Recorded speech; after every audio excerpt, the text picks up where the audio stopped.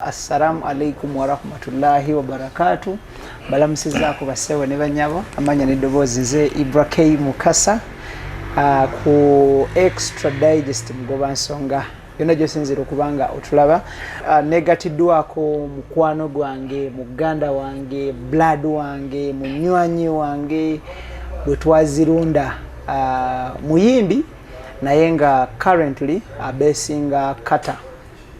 agenda kata kukuba kyeyo bamuyise Stipperman abasinga gomanyi nga Stipperman formula tugenda kwa tunyumyamu naye tugenda kutunulira obulamu bw'ekyeyo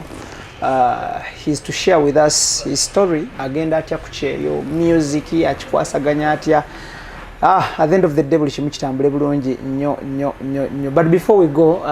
any further njala kusooka kusaba Stipperman abuuze ku bannayuganda abatulaba mu Uganda abatulaba e Qatar abatulaba e Dubai abatulaba mu America South Africa Scandinavia everywhere. Ibrahim Mukasa kyasanyo nnyo okusanga kati just one I'm celebrating kubanga long time manyi wetubeere twatumisinga abantu naye nga sindagenda wala nnyo kasooke nebaze bonna ba fans ba Extra Digest mugoba nsonga mwenna abagaliza Uganda ni music abagaliza abayimbi namwe mwenna abanjagadde kubanga namwe mwantuusa ku kinatuukako era mwebale kuba ati nomutulaba era mwongere okuba ati nomusupportinga temukoma kwekyo ojja kugulawo ko bakulabe nja kugulawo with time naye katambule mpola soko gulewo ka watu bakulabe Stipper I know okay I am the one the general obulemu buli steady tebulina buzibu kitambula kitya naye nja kusaba sokezegale kubanga the light I have a problem with my eyes yala light Stipper amaaso gabaaki omanyi kati eri gye nkolera light so nafuna zino zenyambula bazita Ray-Bans zo zikola ku ekyo ku light kati olwembera nga ntadde wenti mu light gayinza okujja amaziga kati kiringa ono banga okolera mu light nyingi ate amaaso gafuna mu some infection so these Ray-Bans zinyamba okukimaintaininga zisala light rays exactly. Thank you so much. Ono gwembaleetedde muyimbi munna Uganda naye nga abeera kata jakubira ekyeyo of course abakujjukira n'abatakutegeera of course generations zikyuka buli kiseera njala tubazeeyo ko way back mu biseera byaffe biri nga tukyayiriba Ntinda Kamoocha Kibuli Kabalagala tubajjukizeeyo ko just 1 to 2 buyimba nga bubiri 1 to 2 tubakuwa kapere 1 to 2 akayimba kabasinga okuba bamanyi Stipper ndoza bagiyita ebanga logo yo nze bamanyi kiboko ya masanso Stipperman nezza bafana ate oluyimba olwo lwenenyumirizaamu kubanga singa saalukuba singa saatuka ku kyendeko kyokola lwenja okuteekako essira bagambe nayimba kiboko ya masanso Stipperman alongside Zizza Bafana ke kayimba ke bamanyi nina kiboko ya masanso kozesa bikolwa sina bigambo anesiba kononyereza ojja kumanya kiboko ya masanso nzagina. That a killer boy was a massive one. Yeah man. Big tune blood. Big tune, big boy. Yeah man. Okay, that is the Stipperman formula for you. Wano wetuli ku Chambers. Akafoka kabinyo akasangibwa wano Ntinda. Wetuli wano good services, good management. Wetuchaddeko tukole interview ne Stipperman formula ku Chambers wano Ntinda. Pass by. Baina services ezakabi buli kimu kyakabi. Okay, ashene tebwa mu sente aba Sun Cargo Shipping Company ku Arrow Park ekizimbe 14 Plaza SF zone SF12 omwaliro ogwokubiri nga bano basabaze mali all the way from China to Mombasa and from China to India. Omusubuzi awangalire Uganda awangalire China kugamba nti Sun Cargo Shipping Company egenda kusabaliza emali yo. Atenga yo Roast Coffee Academy bakyaliwo nnyo baguddewo etabi enajjana nkumbi ku sterawo wakati wa chacha aba Advent n'Ennyondo Club ojja okubanga obasanga nga bano batendeka ba baristas batunda coffee machines baservicinga coffee machines bayina ne coffee machines za hire bamala okutendeka bakuwa certificate ekusobozesa okupracticinga kyoba osomye into all hotels ne restaurants ezakabi across the whole world bekwate buli kimu kitambule bulungi ate nga mu United Arab Emirates basangibwa Abu Dhabi ekizimbe Alwada Mall olugudo Airport Road ojjo kubanga obasanga Stiperman abana Uganda batulaba briefly baagala kumanya ovotya e Uganda okugenda okuba ekyeyo wava Uganda mwaka ki era biki ebyakusikiriza gwe yali omuyimbi atandika ng'ofunye erinnya abantu batandise okutegeera sente zitandise okujja twatambulanga naawe ng'otandise okufuna sente wali ne wali kakadde kamu kitundu kinana mitwalo 7 depending ku kifo ki ekyakusikiriza okuva wano ogenda okuba ekyeyo Qatar of all countries era lwaki Qatar kati no circumstances nyinyi ezanyingiramu nange saamanya we nagenda kubanga buli kimu nali nkikoze nga woyogedde nkoze studio ya kabi nguza amamotoka nguza amataka naye simanyi kino wekyajja kati nafunamu obuzibu awo saagala nakyogera ku mpeewo nnyo kubanga omuntu ayinza okwebuuza Stiperman teyagwa yagenda kwali yagenda kwali of course wagenda okufuluma nga togudde ate abayimbi tebagwa bakakkana mu bukkakkanya teri muyimbi agwa kakati obuzibu bwenafuna naye kankireete nga bwe kirina okubeera amazima omanyi kati eno ye center of truth amazima n'obwenkanya obisanga ku Extra Digest natuuka nenkola ebintu ng'abaana batandise kompyuta muzeeyi nga bagamba muzeeyi Stipa agenda kunnyamba ku kino awo wenyini ku studio olaba wentinda ku Clock Records ninawo abaana abawera ngaana nga bali kunze natuuka nenkuba yes nali nfuna naye ngasedde zisobola kummala ku sustaining abaana bendabirira kubanga studio eyo iringa academy bantu bangi bayitidde mu studio eyo naye nga nze taata waabwe kati nagenda okulaba nga sente nga wenzibala nga nzitemmatema jjukira promotion okumaintaininga omuyimbi brand ekintu nga kinzitoweredde neŋŋamba nkoze ntya syewole kitegedde naye nkozeze ntya obwongo bwange okulaba nti nsobola okukola ki okubeerawo nagenda okulaba nga kinyingidde neŋŋamba kankoleko engeri gyesobola okufunamu ssente zisobola okuba extra nyongere ku zennina nsobole okuba nga nkyongerayo nagenda okulaba nga wendi naye ng'otambula naye ate omuntu agamba mpayo ekyekumi toyinaamu ssente ate ng'erinnya olina erinnya nga limbonyaabonya nina ssente ate ngenzi wani toyina ssente ate naye nga ndaba obuvunaanyizibwa bungi neŋŋamba omanyi kankoleko pulaani B kubaba ndi ku pulaani A kati nalina mukwano gwange yali producer nga yakola yatandika studio yange eyo nga tutandika naŋŋamba naye omanyi Stipa nze nagenda dda gye ndi eno bamuyitaani gaye yali yeyitanga gundi Abrams yeyitanga Abrams nagenda dda naye ate Stipa walinamu engeri y'okuba ti osobola okuba nti odirectinga osobola okubeera nga olagirira abantu osobola okuba nti n'oyogera n'oyigiriza kati ekintu osobola kikola jangu wano nze nja kuyitiramu nja kutendeka guno omulimu ogukole kubanga ye yali yagendera mu gundi yali nga engineer asettinga gundi somuwa ekifo bekizimbe kina nateeka sound mu kifo nangamba naye gwe Stipa nawe wali omanyi sound jangu nja kuyigirizaamu katini obikole bw'obeere nga just bwayogerera ekintu ekyo kati nze ninga mwogezi omulimu gwenkola eri am the face of the company obeeri n'ogamba nti Ibrake olaba emmotoka eno y'amasannyalaze naye savinga amafu just kwogera naye nga you have to look smart kyokola nagenda simanyi na byakola gym nene biyingiramu kubanga olina olabikira bulungi abantu tebalina kulaba nga olina okubeera nga oli so smart kati ekyandeetera ekyo okuba nti ngenze nenva munendeka music nga kwendi obuzibu bwali bwa nsimbi nsobola okulabira ne family gye nnina abaana bangi abaana ngaana sinze mbazala naye nga ze mbalabirira kati neŋŋenda nenyongeraku kasente naye era music era tafa nga owagamye tafa era ngenda naguze n'ettaka nagenda kukola academy okulaga muno just njagaliza si bange ne nja kukola academy naguze ddene 100 ku 100 ntuuzeeko studio lisange waawa awo Bombo omanyi Bombo awo kwabiri mwemu wenyini ekyalo bayitawo batya bayitayo munda z'abazadde naye nga Bombo awo okay Stiperman bw'ova wano tewaleka mabanja gonna kyovola wanayisa akwewola bagambe nti nate nagamba kankozesa obwongo bwange n'emikwano gye nina Ibro boli chali wange ona woli nondabira nga ajo okole kino ate mwe natuukayo munene na perfectinga birisi bya kuyimba tinagenda kuyimba just be kwataganya mu gundi mukumati no oyogerera brand no kisudia ne kitambula no kyagaza omuntu Ibro so bado pushinga brand chekata ekata nina gundi je mbushinga nenga tekirizibwa kubeera mu kamera era no kubeera nga sikiza kyogera ko mu kamera saji disclosing nenga kyo no manya am the face of it nze nkyogerera so yo ye marketing etere tunde cha products zayo nga tokkirizibwa jogera ko mu kamera nganze tulina protocol yo yinyini ekikola ye yinyini ekyekolera yabula gwo kyo inokola since nti obaka tikatugamenti wano we staging gwoboze gwawere komera tigamenti nonze kunywa kya kunywa wetu esanyala ku meeting nakwagaza ekifo nagamba wali walungi kati gwe wojja uwe ninokolera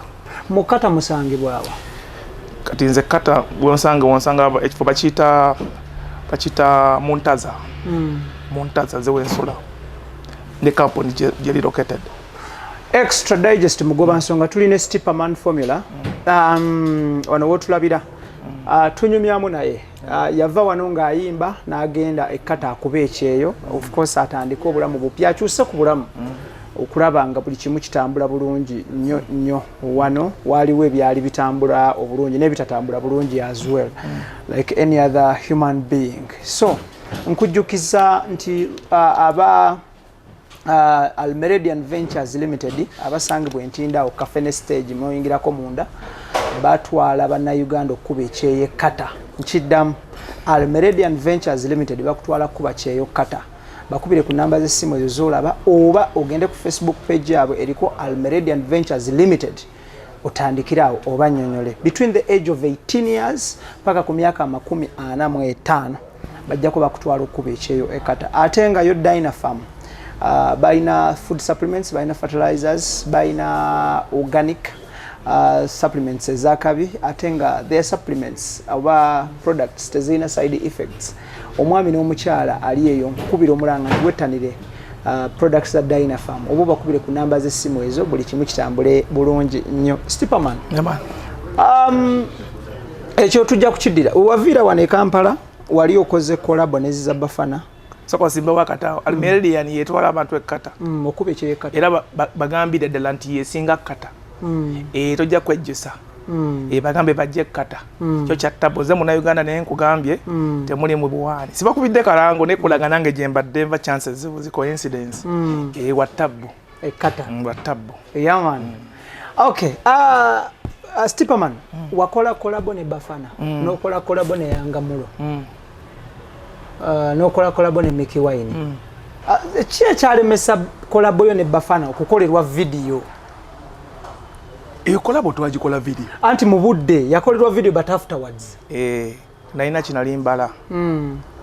kubanga obadde tunyonyola nti wali oyimbanga Sweet Kid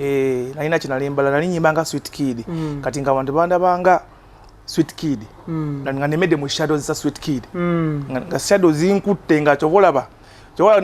nombuuza luyimba ki masanso yakulembera kubanga naina nyimba nyingi nga zikoze naye nga zikyankutte kankwekeza nga olaba omuntu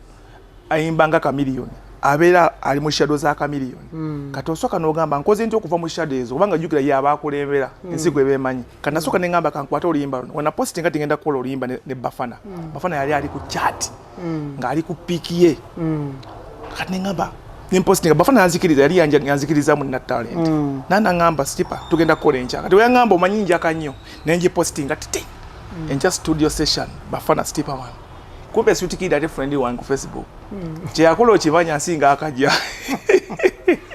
ala kusinga esente erinnya n'okuyimba webale nnyo anzikiriza kubanga era namuyitangamu yali muyitangamu kuba kitegeeza omuntu gw'okopa abakusinga kati nze musinza amagezi namusinga kubala muzannyo kubanga omuzannyo guno olina gwobala gwa art ati kyenakola Bafana nkwena ngamba ate the Sweet Kid angambe tukole nemugamba ate nga ompadde nkya nangamba ate naye ankubide tukole obakola oluyimba ate bakolerawo ne video ekiro ekyo Sweet Kid ngaapakuga ngaayagala kulaga abantu mbuno yasoose okuyimba nani ne Bafana alaga abantu nze enkoppa tinze buli kyakola nze kyenkoppa zine ngamba kale musajja nsinga sente olulimba ne tulukola ne ndutereka Sweet Kid kata nakulira yange yatumaga ibamita tamadi yatwalanga Sidi amugamba nonyo oluyimba lwa Stepperman nja kulya we yayimbye kati nga yawulira twayimba talulabangako talulabangako balo nonyangaze sinaluta Sweet Kid bakubye zirendo olaba tetugenda kola lwa Sweet Kid kuki ate wakola ayi kati kankusese bafana babayagadde ekintu akiperforming era yalu performing nga sirina ku stage olwange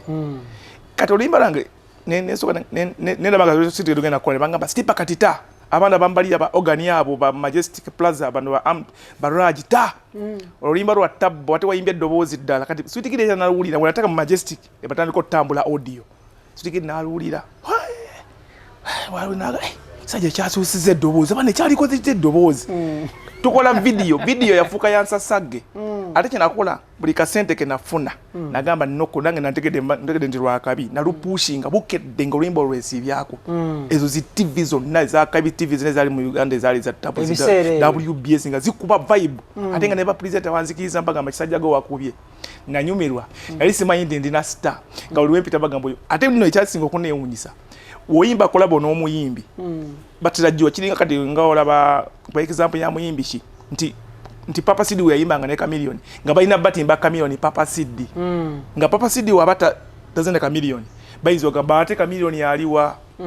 naye ate nze ekyasinga okunkolera tinasoka nalina Rwanda dentalo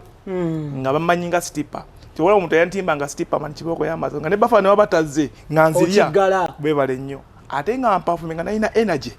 mama yenzo omuyimbi asoko asinga okuba nga kyo nembanga nga buli kasira mbeerako nga moka yange ebeera busy esimu yange ebeera busy nga sigwa Captain Dollar bazi kubanga emmese naye nga zimane ziyita naye nga nzibuka nakunsiba nkola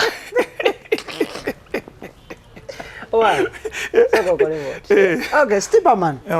lwaki wali oyimbanga Sweet Kid lwaki wakopa Sweet Kid kakati ekintu ekyo nakyenenya kyali kibi naye ate sijja kyenenya nnyo nzijukira mbiseera ebyo nga late show yali ya Tabbo Nyongo okugira babagamba musoke munaabe mulabe TV nga show nga ya Tabbo Nyongo yesinga okukola I know akoliko Straka Baby omukyalo omulungi nnyo wa Tabbo ayagaliza talent alanga nagamba can you sing like someone can you imitate do you have a talent come through jango wandi solo jesaringe kani mbiseera ebyo njagala nnyo okuyimba olompulira zimama Brenda laba walonjiwa ngampulira zikwerunzi wagenanga tuli oyimbolo ti mama Brenda laba walunjiwa buli kiromba nkunonya jangweno jendi tondeka kugwa uli mulungi ng'enjuba saba gwe kyonywa zenaleta oyo Swikide ayina dobozi mu bayimbi sira omuntu ayina gono nga kasajja ako manyi biri bya music olumu bamwekuba tolaga nnyo ne kati sawa zino nno kiraga kinali nkaagala kati oluyimba lwe naluyimba lwe nateekayo ku late night show bwe newandiisa nze nateekako njagala Brenda buli wewendiisa nga bagamba Brenda Kenzo yewandiisa naye yali ayakuyimba nga Bobby Kenzo ne mwezi empaka yalimu okimanyi ekyo mbadde simanyi Kenzo yali mu mwezi empaka ezalo kalyo era Kenzo yatandikirawo nze mu bayimbi bemanyi natandika nabo natandika ne Kenzo ate Kenzo soko mulaba yali asambira lubiri nani sambira kayina abiri Kenzo nga asambira lubiri Kenzo soko mulaba twesoka kwe kubattako mu kisaawe Kenzo nga asula nga buli waite wange mu kubattako netwemanyina mu kisaawe nangamba naye gwo osamba bubi usamba bubi namugamba tenkole ntya defender ina kulemesa kuyitawo awo namaye samulimira kunga simumanyi nyawo nadamo mulaba mu competition wa Straka nangamba gwe gwe nkujukira gwangu bange engatto awo netwemanya ate bulungi tuyimba ekinyimbisa nga Sweet Kid tudayo ku nsonga oluyimba lwe nayimba lwa Sweet Kid nendukuba first phase nempitawo second phase nempitawo nkulagaze na wangula neze empaka wavao na kirabo ki nzijukira Coca-Cola yali etademu akasete naye muneba ya Uganda obimanyi zalo ba milioni mukago bakuwako mmeka enga nafuna ke 3 milioni 3 ebandi codingira ne music go bali bagambye okola ndozo limba lya soko kola ndoza mu bulamu era ndo record ndoza ne mu kamera kanjogere bulungi olimba lwe nasoko kola mu bulamu bwange Kenzo we yasoko kulabikira ku TV sikitegedde abantu bali tebakimanyi nsose kyogera wano ku Extra Digest yenze Stepperman formula mu bulamu Kenzo litakolangako video nga tayimbako nga nange siyimbangako nze iyo nze omuyimbi yasokogera ne Kenzo mu studio ekyo ku record Kenzo tasobola kyogerako kubanga abamanyi kimuzaayo engeri gyali BET material naye mu record twogerenga kati amazima kati twakula zinafuka mulokole kyoyina omumanya nti olina okubuuliranga abantu gy'ovudde ne Kenzo gyali yandawa nkimanyi oluyimba lwe yasooka okuyimba baluyita batya nfuba nkole ne ku YouTube kweruli lwa Kenzo lwange lwo olwo nga maze okuwangula empaka kati Kenzo naŋŋamba Stipa mwana yete yayitamu neze empaka ne Denzo yayitamu yalimu Denzo omukambwe yalimu Batman Denzo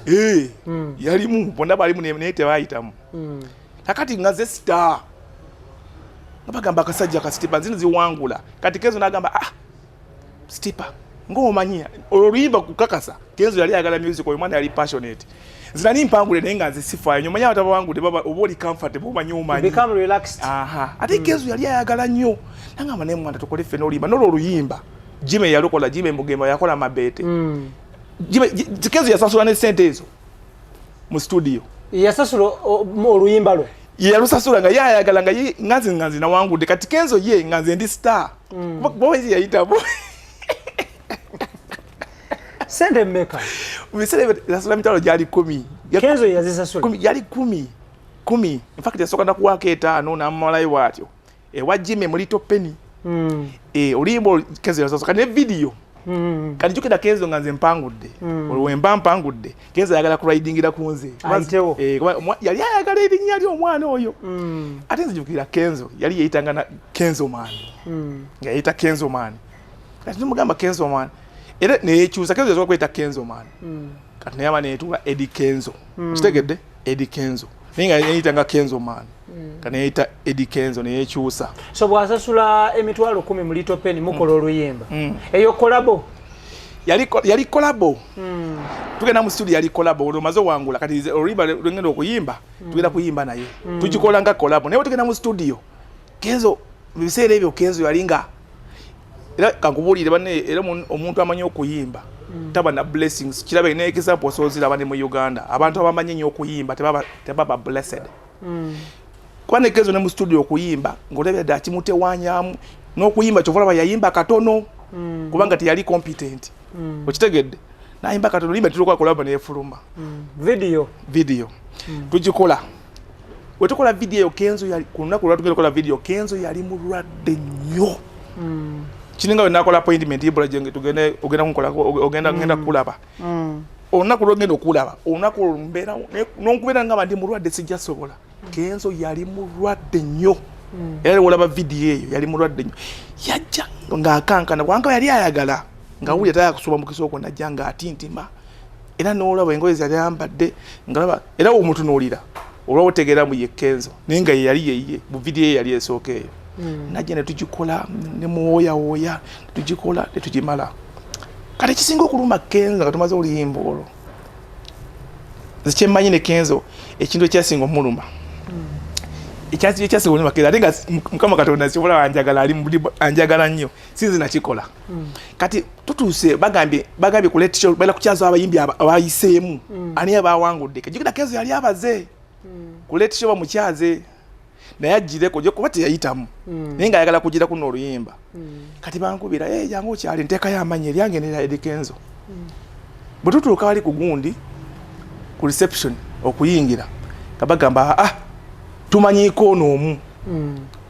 kuba Kenzo kolo bali tebakola ki tebamumanyi kitegedde yalina linnyango tebamumanyi tumanyiiko n'omu kati Kenzo yali agambye abantu beewabwe bonna omwana yali agala talent oyo yali agala okuyimba mugenda kwenda ku TV ngenda kukyala yali ayagala ekintu kye ku lunaku olubambi teyayingira naye nge nange kyannuma kuba nali njagala tugende naye ku TV naye Kenzo yanyiiga nakolo yanyiiga nagamba layi gwokikoze nondeka ebweru walayi gwokikoze nemugamba siyinza kikola nga nzina kukubidde essimu yibula nyinza okukubira essimu nenkuleka ebweru nzina kukubira essimu nemuna ebya TV obimanyi bapresenta balumba kola olugezigezi sikumanyi bapresenta balina eswaga ssebo amanyi ono yekka nowabirabanga ku shows nga toyingira kati Kenzo yagenda anyiiza so olwaleero luno Kenzo omuwuliza akyali wange mukubira sina buzibu naye kyali wange mwagala Kenzo akuyita katya akuleka atya kati tuyita blessings ate omukisa teguzibirwa nga wenda gavumenti Kenzo yali ayagala nnyo kati omuntu oba olina talent oba oli reluctant kati nze mmanyi okuyimba buli kyompa kyobanga ku example kati nyinza okuwa example ya muyimbi kati nga Jamal teri muyimbi mu Uganda singa Jamal I not taliyo noweza Jamal byalina okuba nabyo emikisa blessings twabanga ko muyimbi n'ogamba oyo omwana ayimba naye bannaye kiki kati omukisa guba mukisa nze si wakaliza mukisa gwa muntu eyali blessing ye. Thank you. Kenzo tumutadde ku mabbali. Mwakola oluyimba ne Yangamulo. N'atajja kubeera mu video.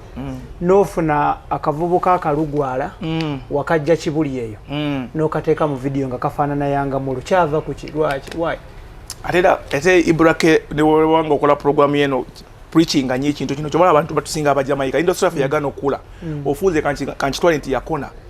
omanyirwa kyabayimbi ba starvinga ngate kubage jukira oba tulina structure tulina structures kala Diamond akola studio n'agamba kati omanyi wendi n'ekyanyiza obutabaawo n'olabanga owasukali yamuteekawo n'olabanga ateekadde Harmonize n'akola emirandira kati wono mimbi waakwata baba selfish abayagala erinnya lyakoze alitunde kati Yangamulo yakuba hit balwa alowooza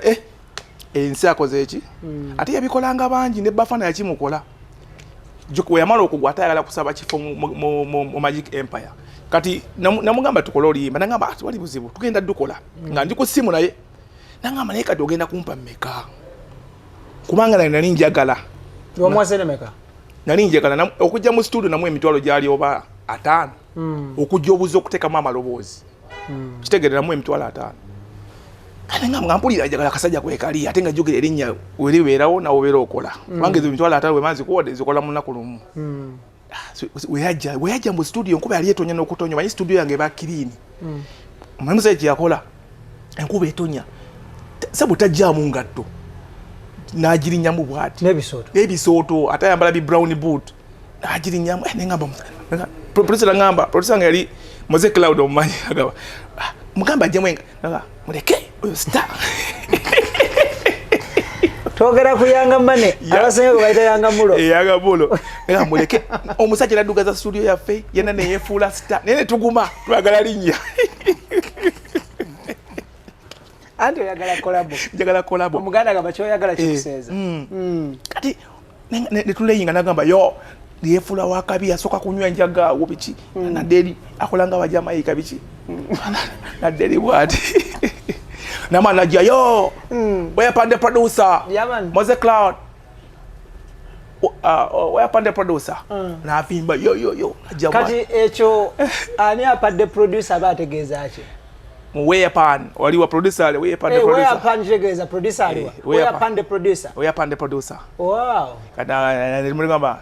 Ima boy, Ima general, Ima call Cloud production. Olongoloze muchi. Ima call producer Cloud. Bamita producer Cloud. Ima producer, Ima call Cloud producer. Naga, oh, ready him. Sound. Olaba ategezaji. Bamwedi mbwa jaminge. Okay. Na jaminga na buka. Choka nangamba nyimbira munenyi muyimbira munsimye gwereroro. Onsingira balala bendabala. Oli mukyala muka onyirira kufa uli nkulaba nkwegomba ekigamba ye nekiyimba kati we kyayimba ekina layini ekyo kyakolako bwe kiti Yangamulo na sitipa ekigamba sala ekigamba ebineni n'agatta so natujabula natuwakula nakwatwa twagala mu erinnya lye nete awandiika lwaki wamuwandikira ati kati obuzibu producer abalowooza amanyi kati ye yali amanyi nti star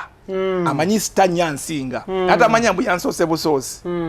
nate amanya nti wali wanagenda omuyitako omulala kati saawa zino omukomparinga ne Liam Voice ajja kiba kitegeeza nina slogan egamba no project is small never disayouth oyinza okulowooza nti omuntu gw'odisinga talituuka kubanga gwe time yeetuuse ate n'atuuka ate n'akuyisa bubi ebintu ebyo bikuzayo waliwulize bustole bunawulira nga wabaka milioni ono musajja kye yayimba ne radio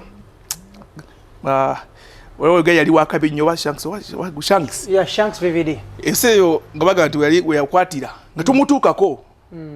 era yalaga nnyo balumiri abo bamwinako yabalaga nnyo olumu enzikiza mbulira babyogera mu simu lumiri yani ye kamiliyoni ekitegedde kati omusajja akugamba oh my goodness omusajja akugamba nti babalemesa nnyo okuyitawo Stipa kyalemesa Yangamulo okujja okubeera mu video kakati awo tumaze mu 5,000 limba lugwete nalunyuma nno twalugatta bugasi ne lunyuma bulungi era lwatunda lumaze okugwa Yangamulo tumukubira Yangamulo limba twawedde kati twagala ojoluwuliremu nagamba yo kubirako manager wange mwana kati sawa zino nkyali busy kale mpaka na manager yo blood namo nkubira edda mwana nkyali vuga kitegedde nengamba kale jakuta mwana natonkubira mwana lwaki onkubira mwana nkyali busy kati kubira sameka nze njogera mpola kubira sameka nze nja kukubira kale simu najijjako nemulira nemwe ngampulira nino okwagala nja kutalo yimba yamo na ngamba nkwade namba ino okubira manager nemukwenda ngamba twagala milioni ezo okubera mu video olimba twaludde lulunyi twagala milioni ezo bere nengamba mfudde nga ezo milioni 2 ozikwatako sawa ezo mu kiseera ekyo ozisobola engamba nkoze ntya manager mwenye mukubira mu meeting namugamba nkoze ntya nkuyitemu nzika nkuyitemu wangu ekyenkwayo Yangamulo nagana nagamba yatuwe 2 oba Stipa balina sente atuwe milioni 2 nga sizirina ate nga ndiyala kyenakola nga njagala kutaluyimba nanoonya manyi Yangamulo ki structure kye kyangu kyakufera Yangamulo ki structure kye kiringa navio oyimba ne navio munoonya nno kizibu okufuna omuntu alinga navio structure height naye Yangamulo yali mwangu bana abayaye bana bazubbi osofuna omuntu n'omuteekawo ng'afaana mu kifaananyi kye n'omutuuzaawo so okukakana ng'ofunya amufaanana afuna omwana bweyo kireka amuyita Babyloni Katayimbwa era ndowooza okulya n'amannya Babyloni Katayimbwa n'omuteeka mu video mutuuzaawo ati n'akikuba teri yabuuka mbu si Yangamulo ida kati bakimanyi bali bamanyi nti Yangamulo yeyalimu Yangamulo namuli esente zalina okuwa Yangamulo nakwata 15,000 nenziwa omwana w'ekireka n'anywamu wali wiidi bakana ngafunya Yangamulo limba lwankolera amajja extra digest mugoba nsonga Ibrahim Kasage manya gange tuli ne Stipaman formula tuli powered by Sankago Shipping Company ku Arapaka Kizimbe 14 Plaza SF zone SF12 basabaze mal from China to Mombasa then from Mombasa ne bajiwereza mu warehouse zabwe warehouse yabwe sangibwa mu Kampala buli kimu ne kitambula bulungi nnyo kubira omulanga nti wekwate Sankago buli kimu kitambule bulungi atenga yo Roast Coffee Academy trainer Tiger ya kirimu atendeka baristas abakabi buli kimu ne kitambula talatibu oba malembe basangibwa ku Alwada Molao Airport Road Abu Dhabi UAE ojubango basanga atene Kampala bagudde wetabi etabi lye Kampala lino likola bingi batunda coffee machines bakola service ya coffee machines ziba zifudde ate balina neza haya oba izokupangisa so bekwate buli kimu kitambule bulungi alina omukolo kwanjula kukyala mbaga birthday oba bride oba baby shower nkugamba ekintu kiri kimu tibasobola okujja ne bakolera kakyaya akakabi ye Roast Coffee Academy okay so obulamu ne butambula n'ofuna munatula mu video ne weeyongerayo nekitambulira ddala buli talina mu yabuuka kabe ne presenter yagamba Yangamulo nga tewalina omu yabuuka kuba bafaanagana ne mbakuterawo babiri okay Stipaman eyo nga tuvuddeyo njagala tutunuulire tugende ku kyeyo before nga tunagenda ku kyeyo wano wabeeranga nnyo ne Bebekulu Bebekulu yakuwaayo kolabo Bebekulu njoza be bamu ku babi abasinga okunjagala ate si mu bubi ne Bebekulu wakola lamentations ku kintu buli muntu alaba ne bimwe byampa amaanyi mu kiseera ekyo Bebekulu yanjagala nnyo yampa endorsement yanjogeranga nako ku crowd nagamba oyo omwana ngoba nagambye nti nobo omanyi wali reluctant saateekamu nnyo maanyi naye nga yali yanjagala naye ate obuzibu bwe bujjira yanteeka ne mu kibiina kye Gagamel era ndowooza wemba sirimbye Bebekulu yatambulanga nange nga Gagamel yakatandika nga mbeera ku mutto gwe wali tugenda fenya yakuwa kolabo kati awo obuzibu bwe bujira Rasta yali alikodingira wa Swikida jukira eri ku Lumumba Lumumba Avenue D Records jukira yo D Records music wa Uganda nedda jukira D Records studio yali ya Alan Okia producer Alan kati Alan we yatambula muko era kivula waliwo okulwanagana awo anti tata wa Alan yajikolera Alan Captain Okia kati we yalwana mu Alan Okia ebale nnyo kati ate Sweet Kid nayagala yafuna akasende nga ate producer ya mu produce namufuula se nayagala ate manipulating agule ate najigula D Records Sweet Kid yagula D Records kati we yajigula ate mbisebe nga Bebe Kulu jayagala aba remix je bakubira ba Keizi bani kati nga buli mwansa Bebe yali anjagadde kuba yanjagala ng'omuntu yanjagala nnyo nenga nga tayiza kikola jukira Sweet Kid amukolera ennyimba jukira ate atamweza mukkiriza omwana nga tayiza kuzikiza kuyita olwa ddoboozi naye senga nalina style endala nga bwe nayimba ne Bafana senga yali yampadda kiringa gwe Ibra kati nga olina omuntu nga yala kukola kuyitira mu ddoboozi lyo ebiseera ebisinga abantu baba bagamba tomuwa pass ayinza obbika ekikyo kati abayimbi abakulu batera nnyo kikola kyokulaba siwagira nnyo omuyimbi kuyimba nga muntu nakiraba sirijiddamu toddangamu kubeera mu shadow z'abantu in fact baba bakuyita na geege tuliyita geege wange oba ogeegeenya wakyaliwo abayimba nga bayimbira mu shadow z'abantu era music wa Uganda ina kiuka mukumaze mbiraba nnyo baani abo bomanyeko kati sinza disclosing naye abayimbi mbiraba nnyo babikola olina kati nyizo okugamba nti olaba abayimbi bonna abayimba omulaba nga ayagala kukola kodi za radio of which oli omugezi yalina brand eyiye yalina eddoboozi lye kati ate wokikola babagamba kubanga oli omusajja alina engatto nnene kizibu nnyo zifiitinga gweoyagala kuyingira mu ngatto z'omusajja bajja gamba bajja gayo ntanatuuka radio bajja kuba bakuratinga nnyo baba bakulaba nnyo so ba comparing to radio webale ate nga radio yalina engatto nnene kani kwa example ya John Black alina eddoboozi lirye bwabwabwa then wayogera obwogezi already alina brand bwabwabwa ntala ayogera bwogezi naye ngolaba omuntu awulira nti oyo John Black kati eyo gye bayita Sweet Kid mwaddamu ne mukolagana mukwano gwange ne wenakomawo 2019 yampita nako wali ku bbalaye mukwano gwange ate omuntu gwoyagala kiba kitegeeza gwoba olina okukopa bagamba if you want to be the best associate with the best ndi naawe leku extra digest kitegeeza njagala kuba wakabi nga gwe okay tudde ku kyeyo omazeyo emyaka emeka ku kyeyo kati giringa myaka ena naye kati natambuza gwa kutaano ki ekikyuse mu bulamu bwo okuba lwewagenda ku kyeyo tuwa comparison between ekyeyo ne music wawe osinza okufunira nze mu kyeyo mwenfunidde ennyo naye kale sijja kwegaana kubanga wena nikyali mu Uganda nakola studio Clock Records by the way information oluyiba lwa liri puzzle lunaba oyo nze namuproducinga luyimba ki genda ogula emmotoka gwe walukola nze nalukola mu studio yange awo oluyimba lwa Birevu Gravity omusajja abamulabira kuki Birevu enyimba ezo azikola zonna nyimba nyingi abaana bagime producing nina abaana over 40 bendabirira nze mwenyini ate kankola ekintu kyenkola n'omuyimbi owerinnya tasobola kikola era kyobola abaana abantya nnyo kulowooza ki Stipaman representing Antinda onkwatako representing Antinda bebe waali naye wempita awo nze tonkwatako waje nze nkubulidde egulo babadde bandi awo olagaba Stipa mute ate si bapoliisi waliwo bannyini kyalo nga bali begambye nti netolumbayo kamwoca wa Bobby nga bali bo bamanyi Stipa biki ekikyuse mu bulamu bwo okuva bagenda ku kyeyo ova bagenda ku kyeyo nyongeddeko obwogezi kyenyinza okugamba kuba nava wano nkoze studio ngoze amata studio ekyaliwo weeri awo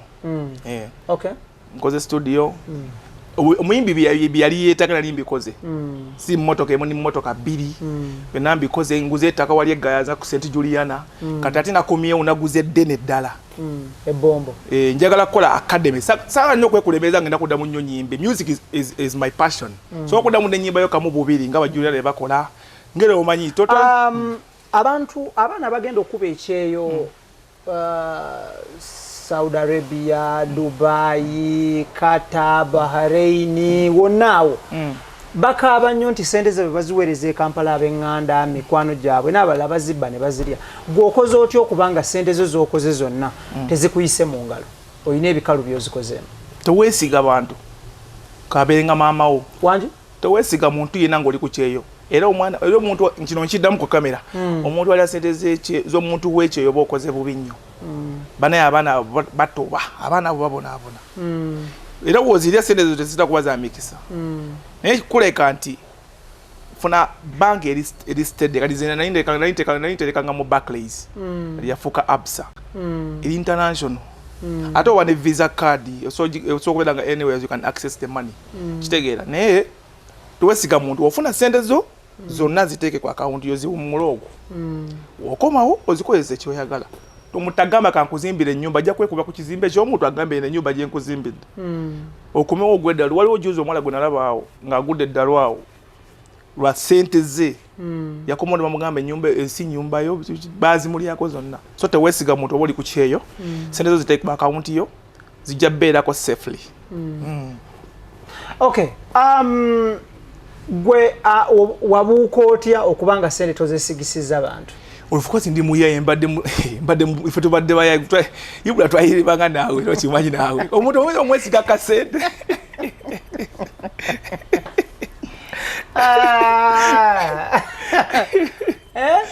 akasente ibula kakyusa omuntu omwoyo kati gakwe n'ekizampo y'abayimbi omuyimbi ayinza okubeera nga mugumu agamba nedda bane tetukyuka bane tubeere bagumu omuyimbi olutuuka oba nga anawo atuuse oba nga agenzeke oba natuuke ow'omukulembeze ow'ekibiina ekirala tugenze ow'ekibiina ekirala n'amugamba omanyi yitira wano n'ataano gano akomawo nga gamba bane tetulwana gavumenti eno simbi tutambuze ebintu bino bulungi eyo gye bayita sente ekyusa omuntu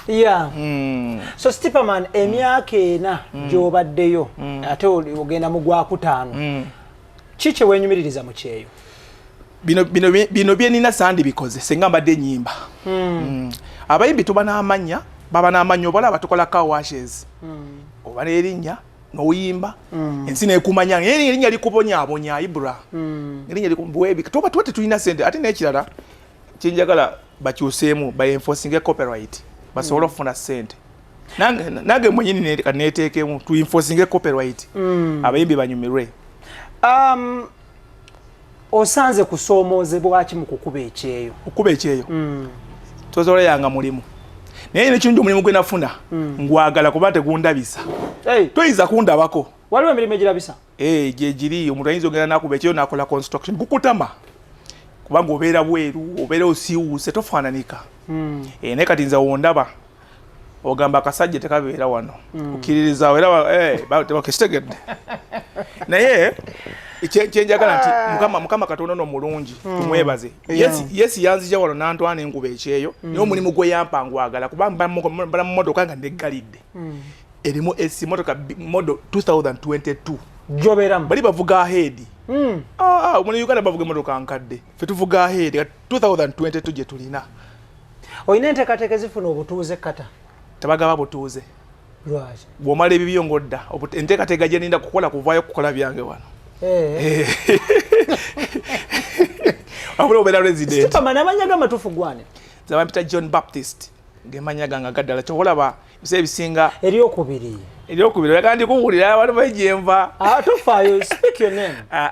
ibula ekyo sijja kyogera kuba kijja kundabisa yenze John Baptist ninja abamanyenga Stipaman toyagala toli proud of where you come from I'm proud abantu abasinga balina different perspectives ibra bayinza okutomentinga n'ogwa n'eddalu ekyo kankireke wayina obutakkaanya n'omukyala amanyiddwa nga Joy Kiwanuka Joy Hills Kiwanuka omuwuliza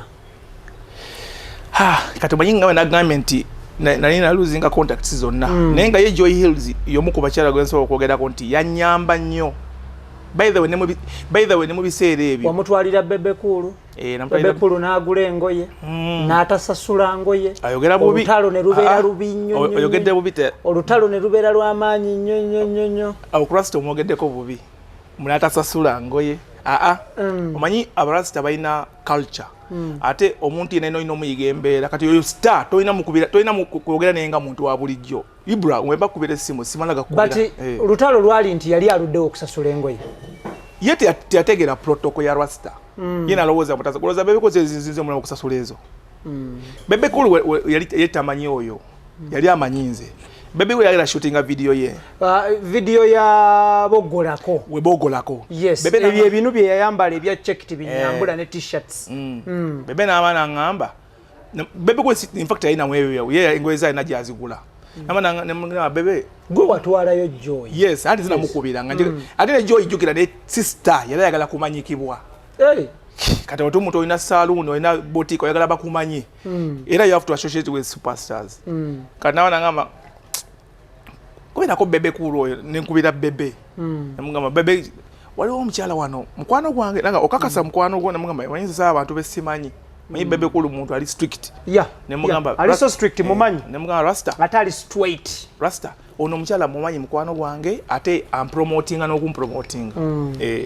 kakati nemugubira ngamba kale engoye ennungi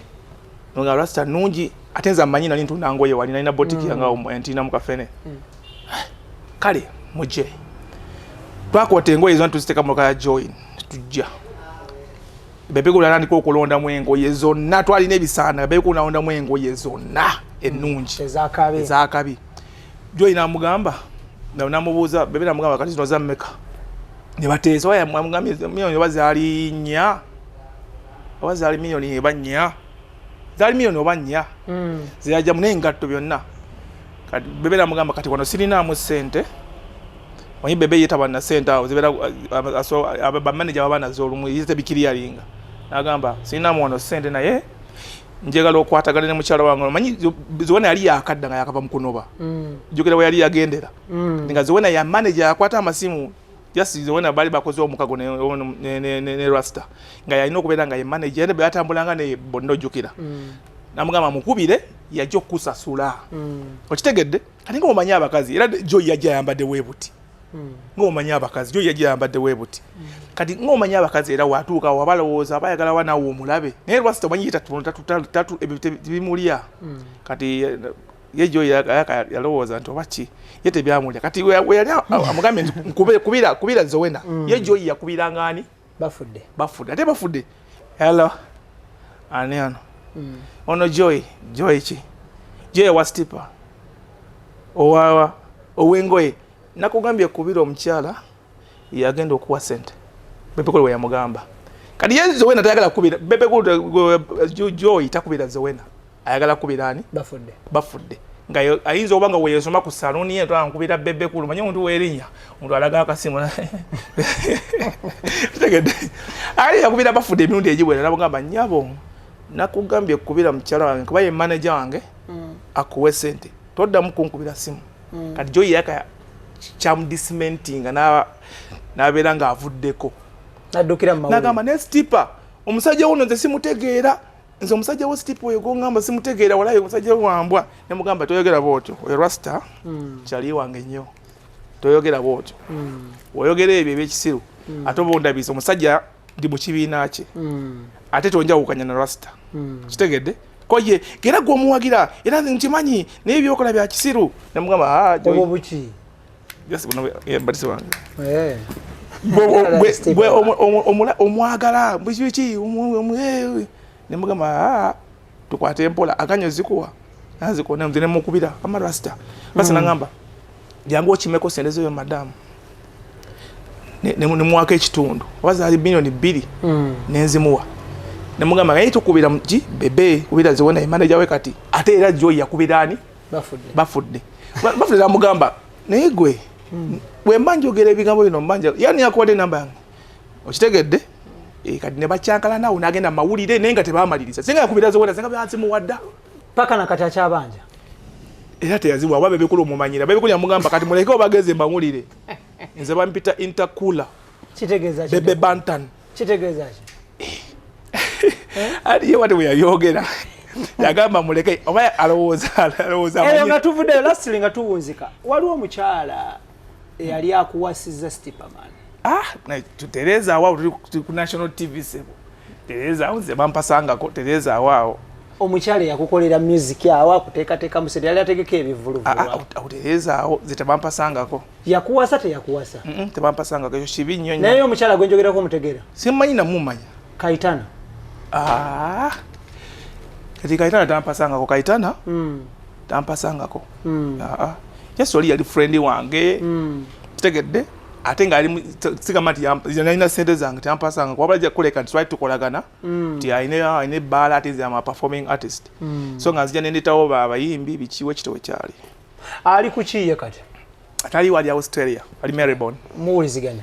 Bulungi nnyo. Nyo, manyino genda ne mulaba Melbourne. Era achategeka. Kati ali mu birala. Ali mu birala nenga bala yeweri. Okay, Stipa, lastly nga tuwunzika obubaka obwo obusembayo eri abavubuka abanoonya emirimu n'abali ku kyeyo n'abawangalire Kampala wano. Kuleka katuke nkutebemu kati nnyo.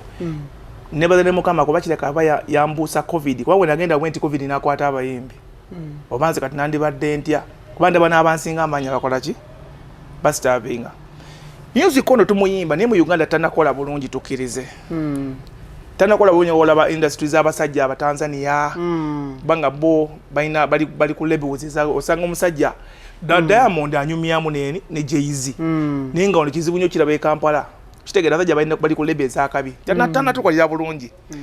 Kati buli olaba Chameleon oba olaba Bebe Cool oba olaba ani omuyimbi yalina ekifaananyi nti nange nsobola okubanga yes kisoboka naye tekyangu ate emyaka gigenda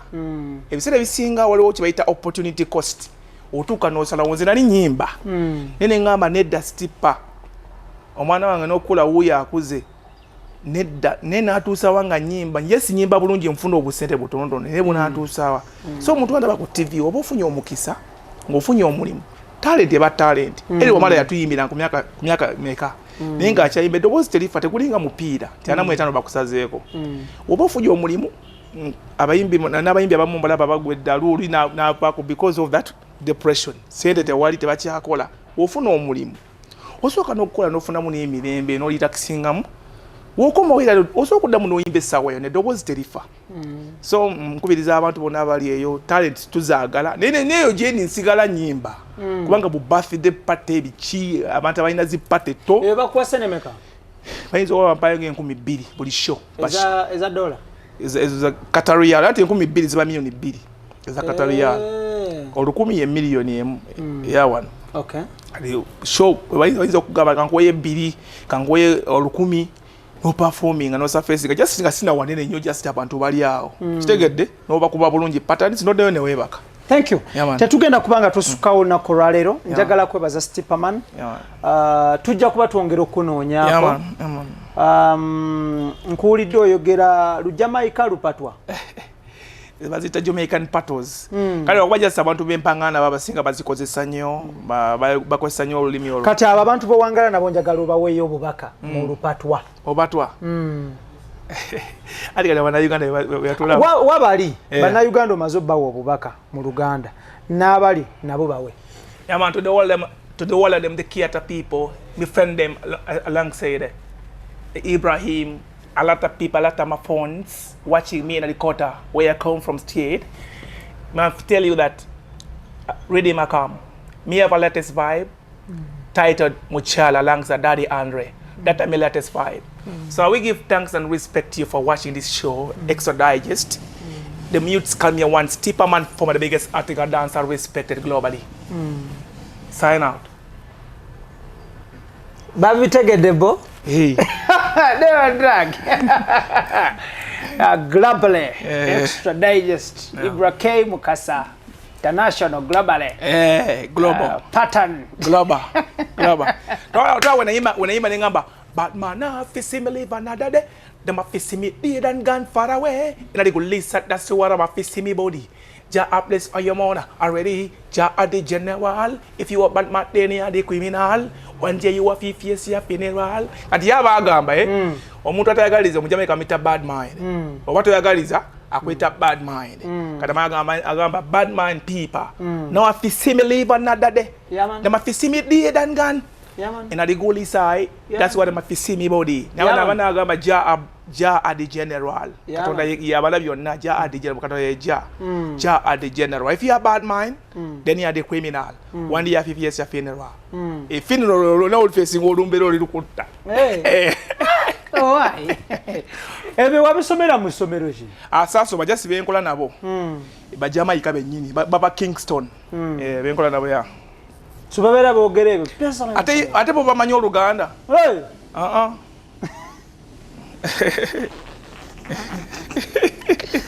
Ibrahim Gemanya Ganga Kula Extra Digest Mugoba Nsonga. Special thanks goes to our chambers one in Tinda. Thank you so much. Ate Ibrahim nanja kusala ekirimi. Omanyi nagamye Ntinda yange. Omwana onjala buzi beba mukubanda benyamba oyo. Oyo gwayo yaga nomumanyi omumanyi. Oyo ne project yange. Bamita Tizi. Okay. Ababuze ko just for a few minutes. Yeah man. Jangu wano. Come say wagwan. Jangu wano. Ojja kuyimiri. Obwedda kwoli oba okataddeko ng'ojja wano. Tuula wano. Wano waggulu wano tofaayo. Oli otya? Ojja kwongerako nnyo. Baakugema? Tebannakugema? Tojjaako. Okay, obulamu bugamba ki? Oli steady. Bakuyita ani? Oli steady. Buuza ku bannayuganda. Ojja kukozesa eri.